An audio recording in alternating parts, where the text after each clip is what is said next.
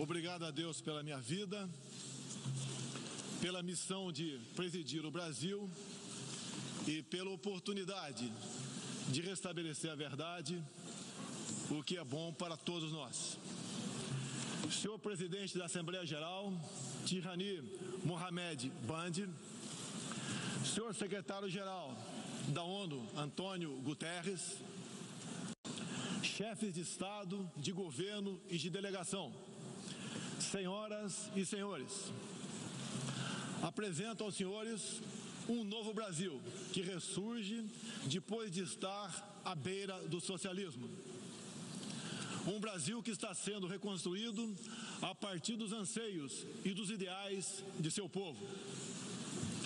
No meu governo, o Brasil vem trabalhando para reconquistar a confiança do mundo, diminuindo o desemprego, a violência e o risco para os negócios, por meio da desburocratização, da desregulamentação e, em especial, pelo exemplo. Meu país esteve muito próximo do socialismo, o que nos colocou numa situação de corrupção generalizada, grave recessão econômica, altas taxas de criminalidade e de ataques ininterruptos aos valores familiares e religiosos que formam nossas tradições. Em 2013, um acordo entre o governo petista e a ditadura cubana trouxe ao Brasil 10 mil médicos sem nenhuma comprovação profissional. Foram impedidos de trazer cônjuges e filhos. Tiveram 75% de seus salários confiscados pelo regime e foram impedidos de usufruir de direitos fundamentais como de ir e vir. Um verdadeiro trabalho escravo, acreditem. Respaldado por entidades de direitos humanos do Brasil e da ONU. Antes mesmo de eu assumir o governo, quase 90% deles deixaram o Brasil, por ação unilateral do regime cubano. Os que decidiram ficar se submeterão à qualificação médica para exercer sua profissão. Deste modo, nosso país deixou de contribuir com a ditadura cubana, não mais enviando para Havana 300 milhões de dólares todos os anos. A história nos mostra que já nos anos 60, agentes cubanos foram enviados a diversos países para colaborar com a implementação de ditaduras. Há poucas décadas, tentaram mudar o regime brasileiro e de outros países da América Latina. Foram derrotados. Civis e militares brasileiros foram mortos e outros tantos tiveram suas reputações destruídas, mas vencemos aquela guerra e resguardamos nossa liberdade. Na Venezuela, esses agentes do regime cubano, levados por Hugo Chávez, também chegaram e hoje são aproximadamente 60 mil que controlam e interferem em todas as áreas da sociedade local, principalmente na inteligência e na defesa. A Venezuela, outrora um país pujante e democrático, hoje experimenta a crueldade do socialismo. O socialismo está dando certo na Venezuela. Todos estão pobres e sem liberdade. O Brasil também sente os impactos da ditadura venezuelana. Dos mais de 4 milhões que fugiram do país, uma parte migrou para o Brasil, fugindo da fome e da violência. Temos feito a nossa parte para ajudá-los através da Operação Acolhida, realizada pelo Exército Brasileiro e elogiada mundialmente. Trabalhamos com outros países, entre eles os Estados Unidos, para que a democracia seja restabelecida na Venezuela, mas também nos empenhamos duramente para que outros países da América do Sul não experimentem esse nefasto regime. O Foro de São Paulo, organização criminosa, criada em 90 por Fidel Castro, Lula e Chávez, para difundir e implementar o socialismo na América Latina, ainda continua vivo e tem que ser combatido. Senhoras e senhores, em busca de prosperidade, estamos adotando políticas que nos aproximem de países outros que se desenvolveram e consolidaram suas democracias.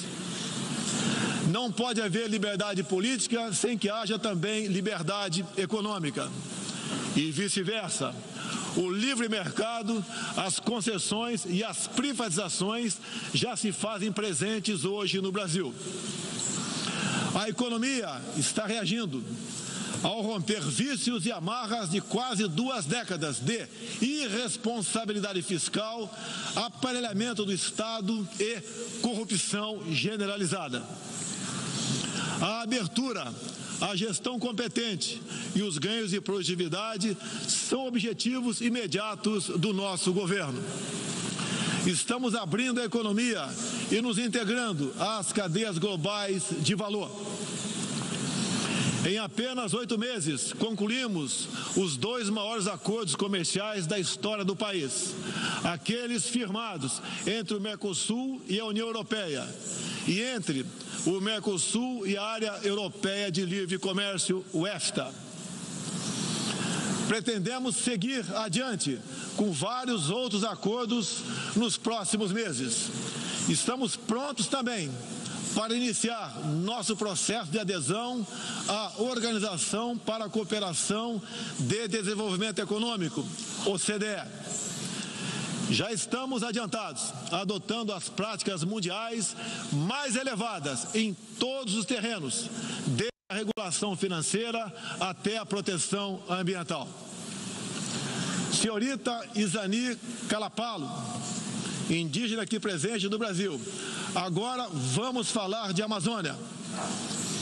Em primeiro lugar, meu governo tem o compromisso solene com a preservação do meio ambiente e do desenvolvimento sustentável em benefício do Brasil. O Brasil é um dos países mais ricos em biodiversidade e riquezas minerais. Nossa Amazônia é maior que toda a Europa Ocidental e permanece praticamente intocada. Prova de que somos um dos países que mais protege o meio ambiente. Nessa época do ano, o clima seco e os ventos favorecem queimadas espontâneas e também as criminosas. Vale ressaltar que existem queimadas praticadas por índios e populações locais, como parte de sua respectiva cultura e forma de sobrevivência. Problemas qualquer país os tem. Contudo, os ataques sensacionalistas que sofremos por grande parte da mídia internacional, devido aos focos de incêndio na Amazônia, despertaram nosso sentimento patriótico.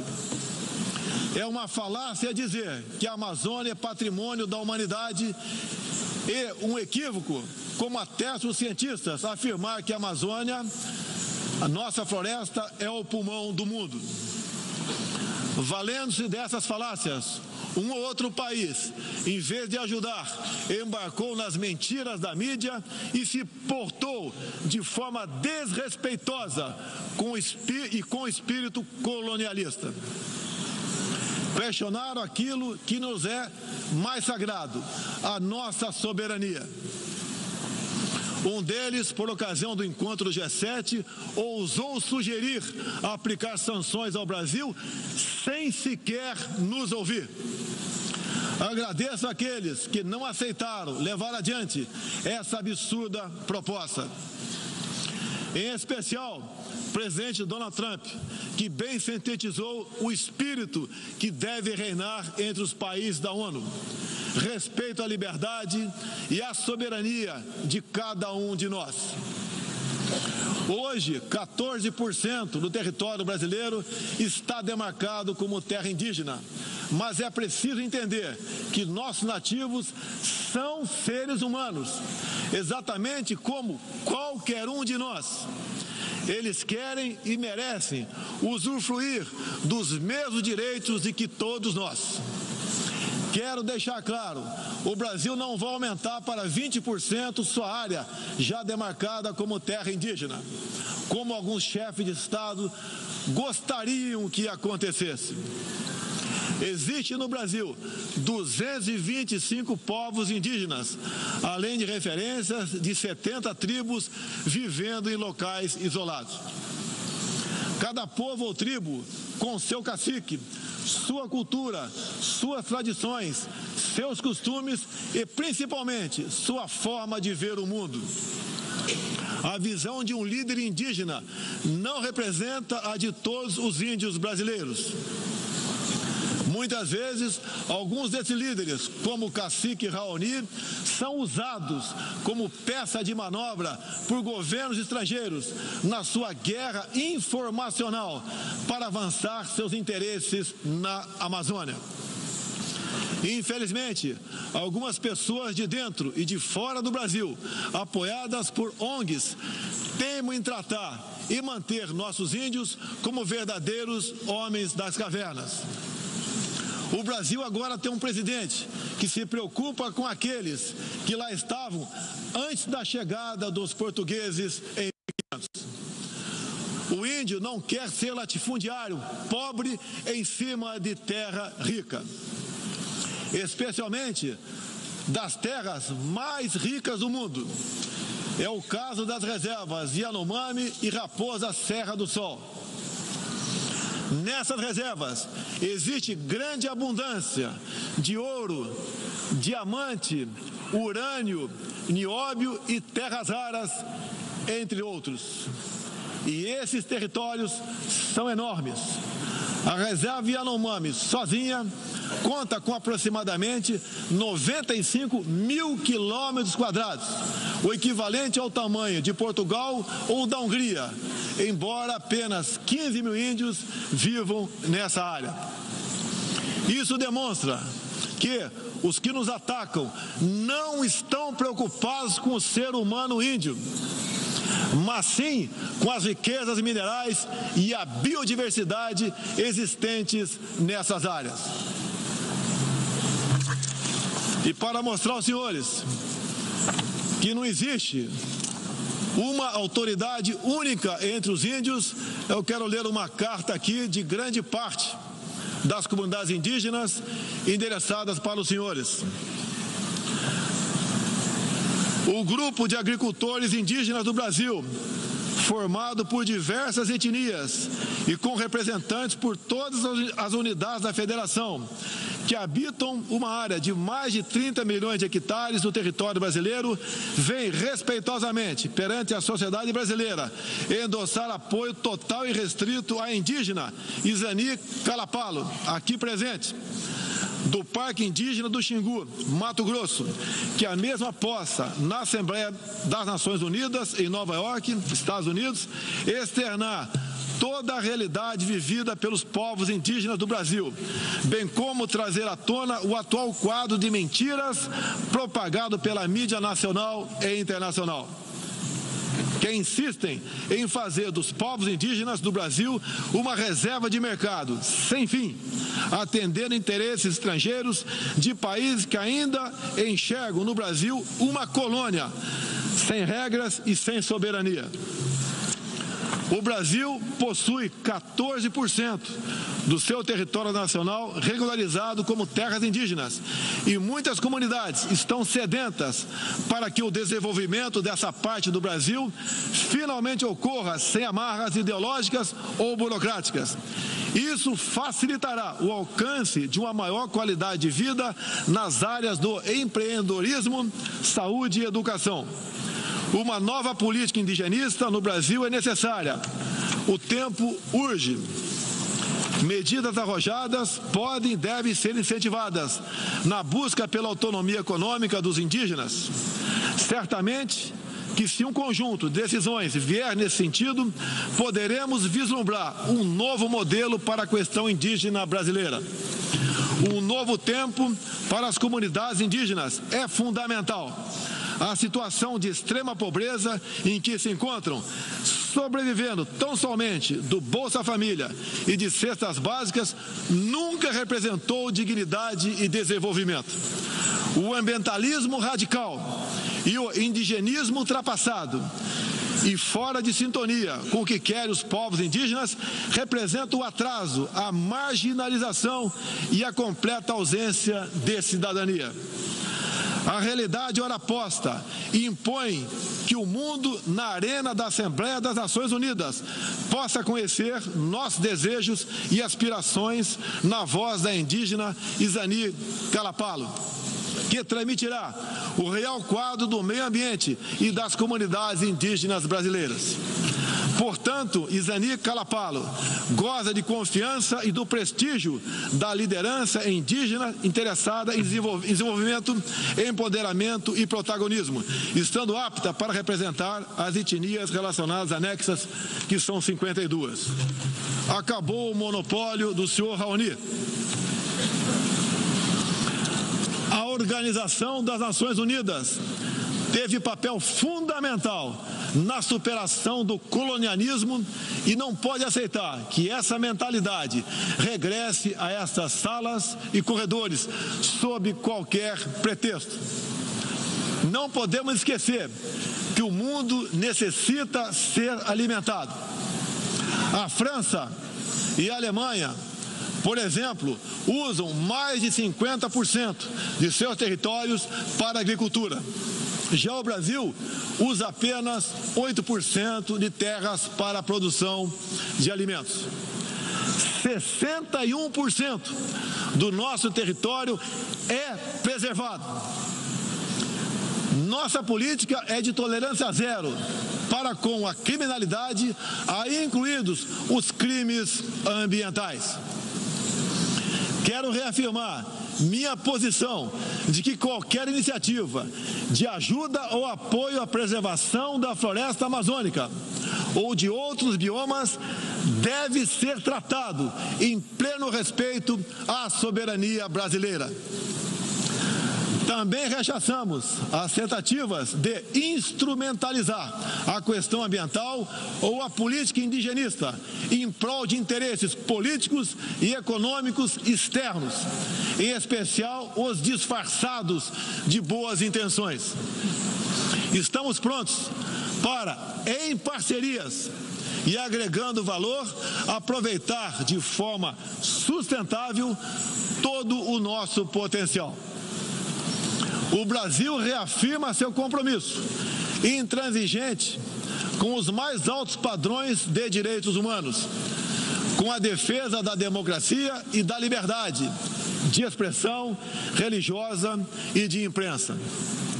É um compromisso que caminha junto com o combate à corrupção e à criminalidade, demandas urgentes da sociedade brasileira.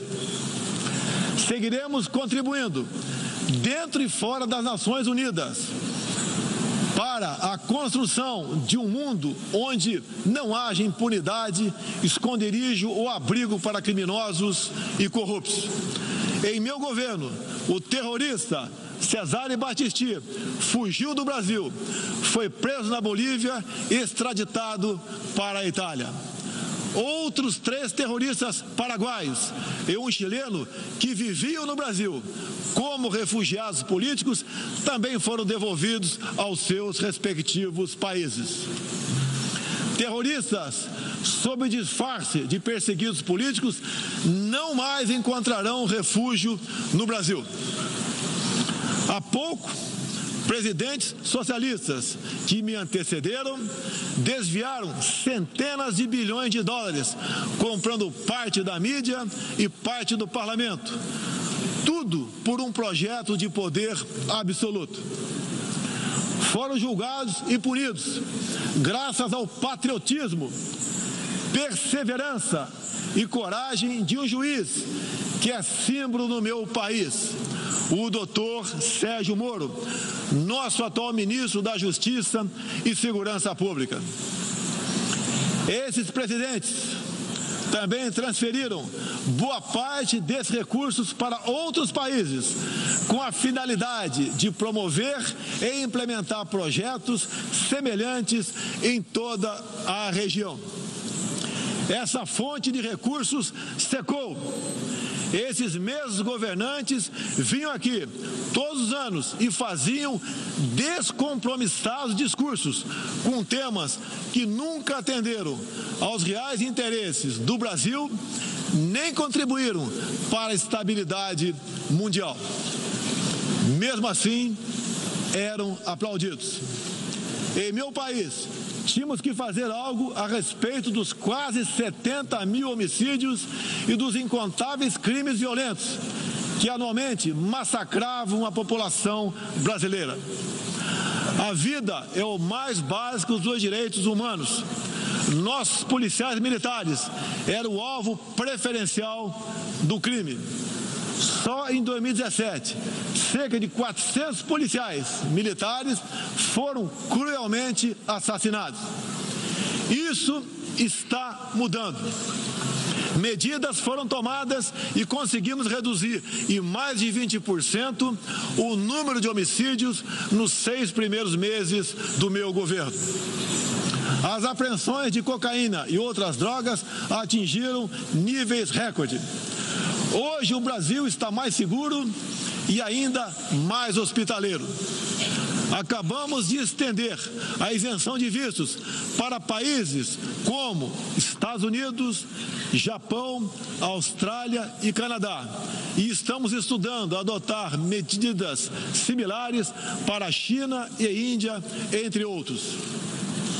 Com mais segurança e com essas facilidades, queremos que todos possam conhecer o Brasil, em especial a nossa Amazônia, com toda a sua vastidão e beleza natural. Ela não está sendo devastada e nem consumida pelo fogo, como diz mentirosamente a mídia. Cada um de vocês pode comprovar o que estou falando agora. Não deixe de conhecer o Brasil. Ele é muito diferente daquele estampado em muitos jornais e televisões. A perseguição religiosa é um flagelo que devemos combater de forma incansável. Nos últimos anos, testemunhamos em diferentes regiões ataques covardes que vitimaram fiéis congregados em igrejas, sinagogas e mesquitas. O Brasil condena energicamente todos esses atos e está pronto a colaborar com outros países para a proteção daqueles que se veem oprimidos por causa de sua fé. Preocupam o povo brasileiro, em particular a crescente perseguição, a discriminação e a violência contra missionários e minorias religiosas em diferentes regiões do mundo. Por isso, apoiamos a criação do Dia Internacional em memória das vítimas de atos de violência baseados em religião ou crença. Nessa data, recordaremos anualmente aqueles que sofrem as consequências nefastas da perseguição religiosa.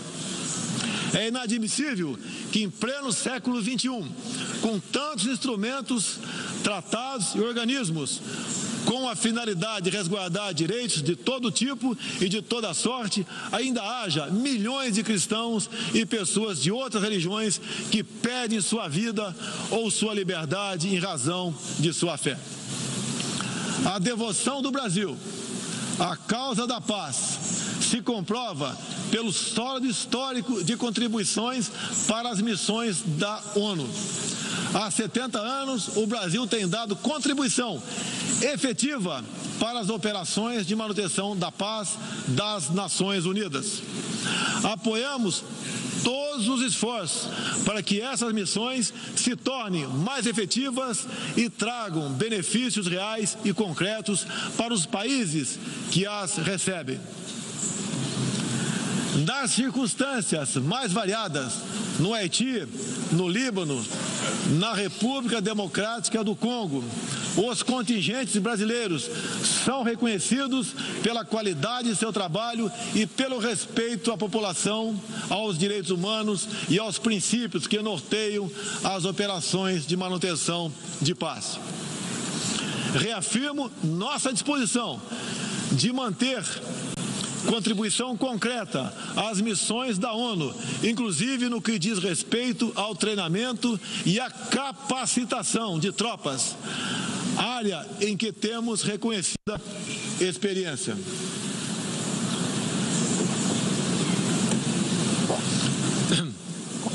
Ao longo deste ano, estabelecemos uma ampla agenda internacional com o intuito de resgatar o papel do Brasil no cenário mundial e retomar as relações com importantes parceiros.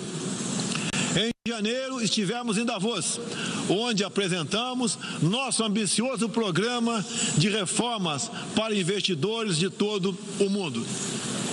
Em março, visitamos Washington, onde lançamos uma parceria abrangente e ousada com o governo dos Estados Unidos em todas as áreas, com destaque para a coordenação política e para a cooperação econômica e militar. Ainda em março, estivemos no Chile, onde foi lançado o ProSul, importante iniciativa para garantir que a América do Sul se consolide como um espaço de democracia e de liberdade. Na sequência, visitamos Israel, onde identificamos inúmeras oportunidades de cooperação, em especial na área de tecnologia e segurança. Agradeço a Israel o apoio no combate aos recentes desastres ocorridos em meu país.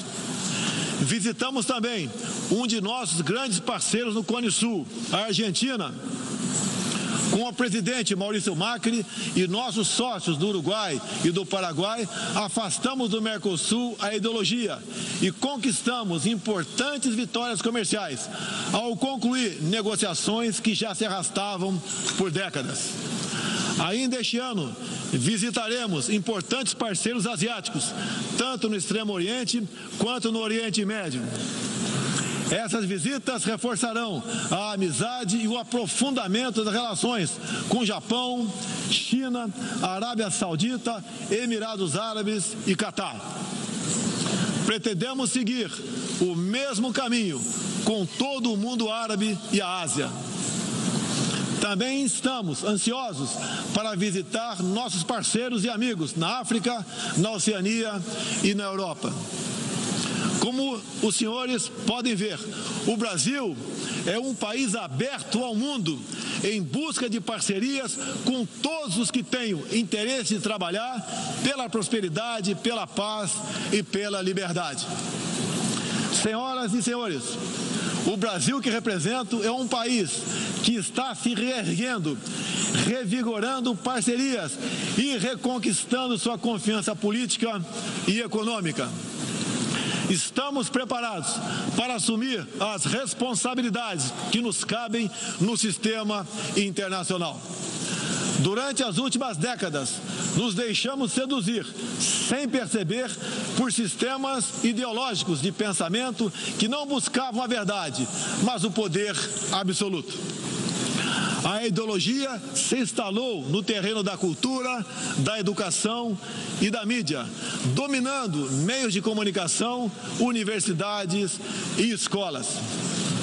A ideologia invadiu nossos lares para investir contra a célula máter de qualquer sociedade saudável, a família.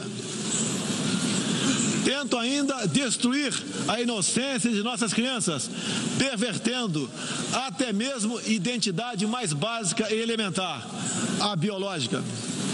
O politicamente correto passou a dominar o debate público para expulsar a racionalidade e substituí-la pela manipulação, pela repetição de clichês e pelas palavras de ordem. A ideologia invadiu a própria alma humana, para dela expulsar Deus e a dignidade com que Ele nos revestiu. E, com esses métodos, essa ideologia sempre deixou um rastro de morte, ignorância e miséria por onde passou. Sou prova viva disso. Fui covardemente esfaqueado por um militante de esquerda e só sobrevivi por um milagre de Deus. Mais uma vez, agradeço a Deus pela minha vida. A ONU pode ajudar a derrotar o ambiente materialista e ideológico, que compromete alguns princípios básicos da dignidade humana. Essa organização foi criada para promover a paz entre nações soberanas e o progresso social com liberdade, conforme o preâmbulo de sua carta.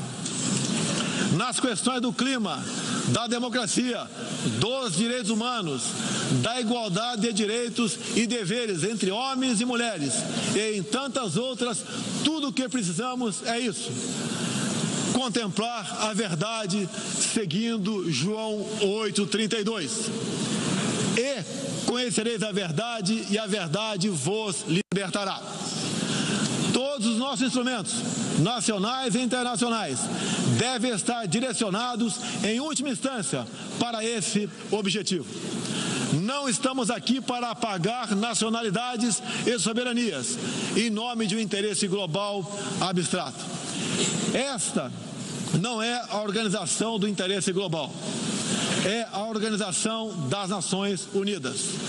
Assim deve permanecer, com humildade e confiante no poder libertador da verdade. Estejam certos de que poderão contar com este novo Brasil, que aqui apresento aos senhores e senhoras. Agradeço a todos pela graça e pela glória de Deus. Meu muito obrigado.